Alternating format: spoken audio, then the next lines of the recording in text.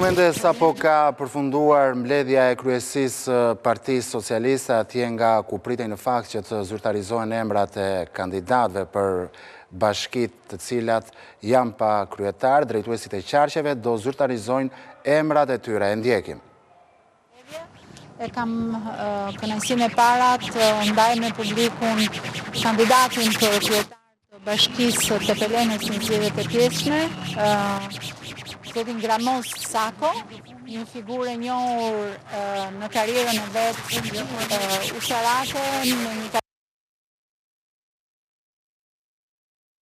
një djali të Pelenës, i lindur dhe i rritur familjarisht nga Nivica në Tepelen, që i rikthehet sot te Pelenës me pasionin për kushtimin si djali tek nëna dhe tek familja e vet. Është një figurë e gjithë pranuar që gëzon respekt të plot si në Tepelen, por ashtu edhe në gjithë karrierën e vet,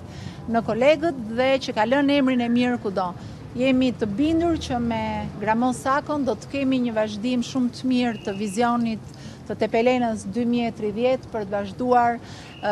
në të gjithë projektet e suksesshme të zhvillimit turistik dhe bujqësor të qarkut Gjirokastës, ku Tepelena do të vazhdojë të jetë një krenari për Partinë Socialiste, por edhe për gjithë jugun e Shqipërisë.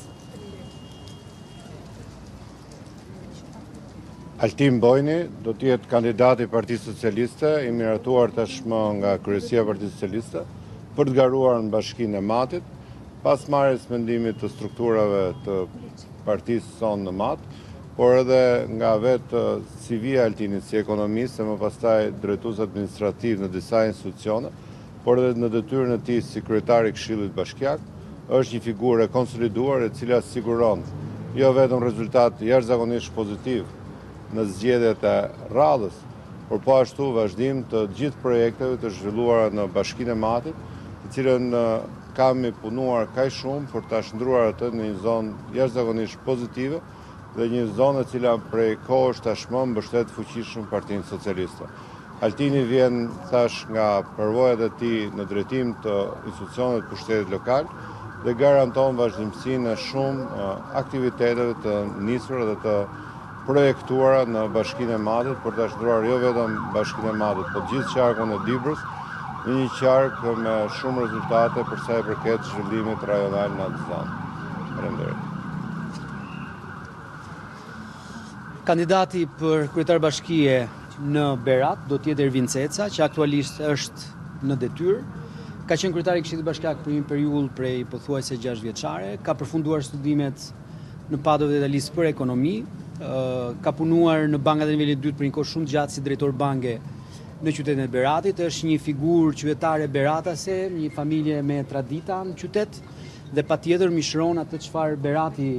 ofron nga pikpamja e kulturës dhe traditës. Është normale që Bashkia Berat do të vazhdojë me intensitet transformimin rrënjësor që ka përjetuar gjatë viteve të fundit, dhe ato projekte madhore të cilat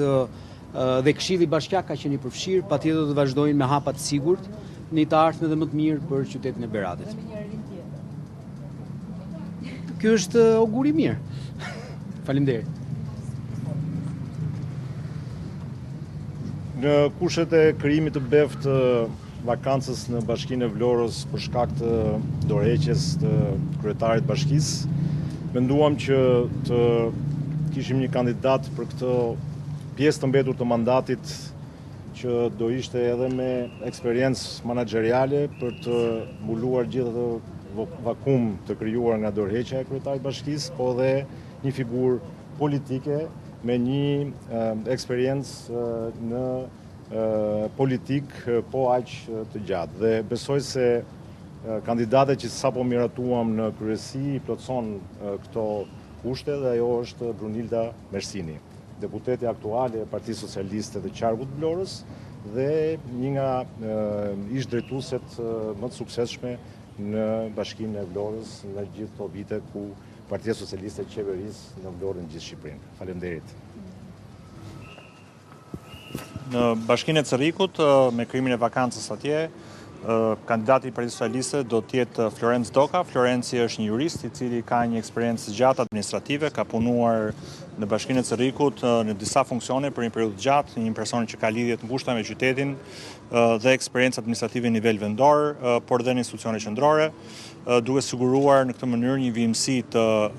punëve të mira që janë bërë në atë bashki dhe gjithë punëve të tjera të cilat presin përpara që të bëhen për të çuar Cerrikun ashtu si gjithë qarkun e Elbasanit drejt vizionit Shqipëria 2030. Faleminderit. Faleminderit.